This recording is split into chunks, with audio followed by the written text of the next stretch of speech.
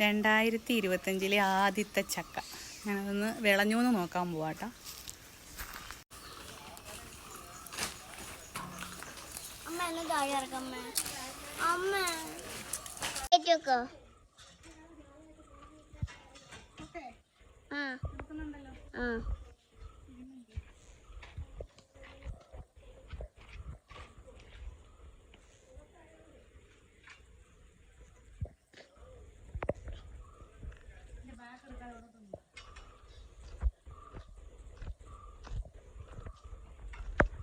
ചക്ക എന്റെ തല വീഴല്ലേ ഈശ്വരാ.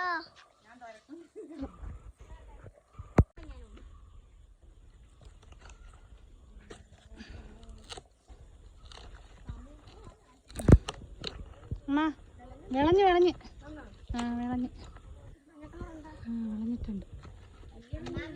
വലിയ മഞ്ഞ ഇല്ലെങ്കിലും നല്ല കുരുവൊക്കെ ഉണ്ട്.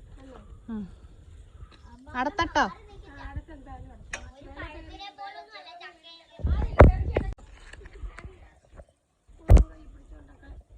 അടുത്തു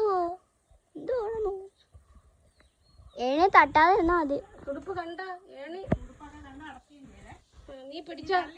ആ തടിയാലൊന്ന് പിടിച്ചോ. നീ തടിയാ പിടിച്ചോ.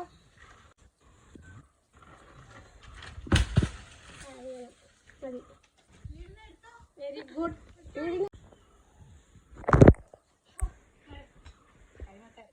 അങ്ങനെ നമ്മൾ ചക്ക അടത്തിയിരിക്കുന്നു. ഇതാണ്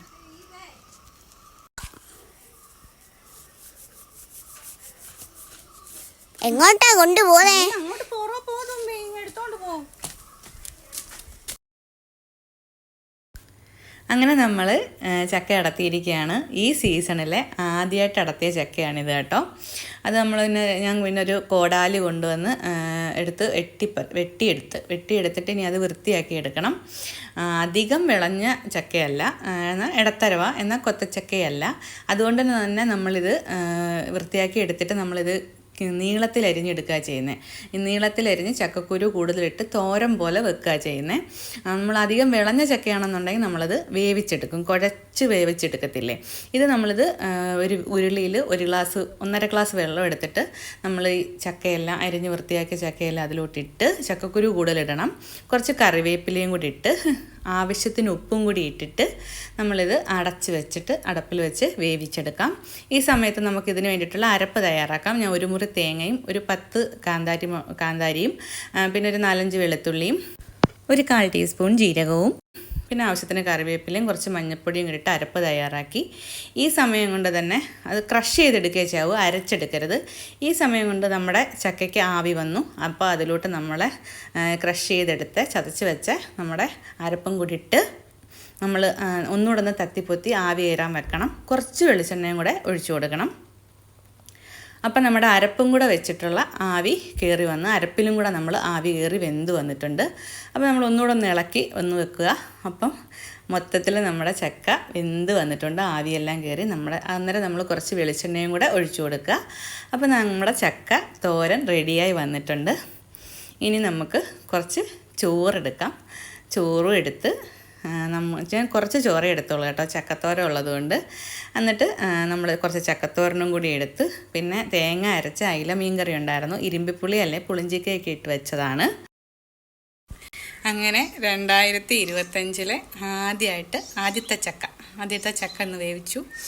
അപ്പം നല്ലതുപോലെ വിളഞ്ഞിട്ടില്ല, എന്നാൽ കൊത്തൻ ചക്കയല്ല, നല്ലതുപോലെ വിളഞ്ഞിട്ടില്ല, എന്നാൽ വിളയുകയും ചെയ്തു. അതുകൊണ്ട് ഞങ്ങളത് തോരൻ പോലെ വേവിച്ചെടുത്തു. നമുക്ക് നോക്കാം. തോരൻ പോലാണ് വേവിച്ചെടുത്തത്. നല്ല ടേസ്റ്റാണ് കേട്ടോ. ഞാനൊന്ന് കഴിച്ച് നോക്കി. നമുക്ക് അന്നേരം ഇന്ന് നമ്മുടെ മീൻകറിയുണ്ട്, ഇലക്കറി ഉണ്ടായിരുന്നു. അപ്പം ചക്കയും കൂടി ഇട്ട്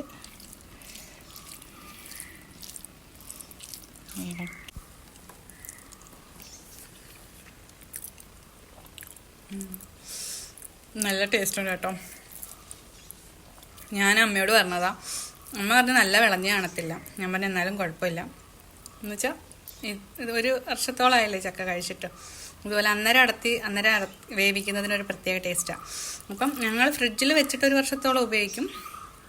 അത് അന്നേരം ഇപ്പം ഫ്രഷായിട്ട് ആദ്യത്തെ ചക്ക 2025 ആദ്യത്തെ ചക്ക. അപ്പം ഞങ്ങൾ ഫ്രിഡ്ജിൽ വെച്ചിട്ട് 1 വർഷത്തോളം ഉപയോഗിക്കും. അത് അന്നേരം ഇപ്പം ഫ്രഷായിട്ട് ആദ്യത്തെ ചക്ക. അപ്പം ഞങ്ങൾ ഫ്രിഡ്ജിൽ വെച്ചിട്ട് 1 വർഷത്തോളം ഉപയോഗിക്കും. അത് അന്നേരം ഇപ്പം ഫ്രഷായിട്ട് ആദ്യത്തെ ചക്ക. 2025 ആദ്യത്തെ ചക്ക. അപ്പം നല്ല ടേസ്റ്റും ഉണ്ട്. അയില തേങ്ങ അരച്ച് കറി വെച്ചതാണ്. നല്ല ടേസ്റ്റാണ്. അതും ഉണ്ടമുളക് ഇട്ടിട്ടുണ്ട്. അപ്പം നല്ല ടേസ്റ്റുണ്ട്.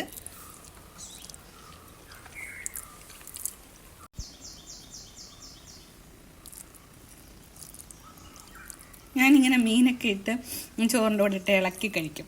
നിങ്ങളൊക്കെ എങ്ങനെയാണോ? ഞാൻ കൊച്ചിലെ അങ്ങനെ മീൻ എടുത്തിട്ട് ചോറിൻ്റെ കൂടെ ഇട്ട് മിക്സ് ചെയ്തിട്ട് കഴിക്കും. അല്ലാതെയും കഴിക്കും. അങ്ങനെ കഴിക്കുമ്പോൾ ഒരു പ്രത്യേക ടേസ്റ്റ് ഉണ്ട്. അങ്ങനെ കഴിച്ചിട്ടില്ലെങ്കിൽ ഒന്ന് കഴിച്ച് നോക്കണേ.